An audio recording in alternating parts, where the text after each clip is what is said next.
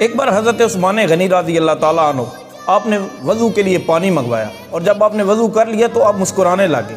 तो साथ वालों से आपने कहा कि मेरी मुस्कुराने की वजह नहीं पूछोगे? तो उन्होंने अर्ज़ किया कि हजूर बता दें कि क्या वजह है। तो आप फरमाते हैं कि एक दिन मेरे करीम पूरे आलम के सुल्तान हज़रत मोहम्मद सल्लल्लाहु अलैहि वसल्लम आपने जब वज़ू किया तो आप भी मुस्कुराने लगे, आप यहाँ पर मुस्कुराए।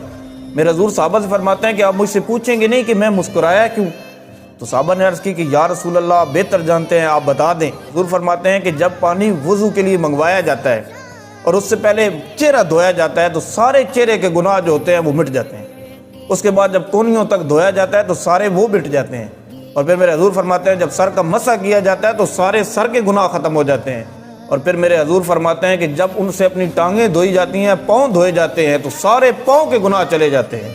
तो हज़रत उस्मान गनी रज़ी अल्लाह ताला अन्हु बयान फरमाते हैं कि मैंने हजूर की अदा को अदा की।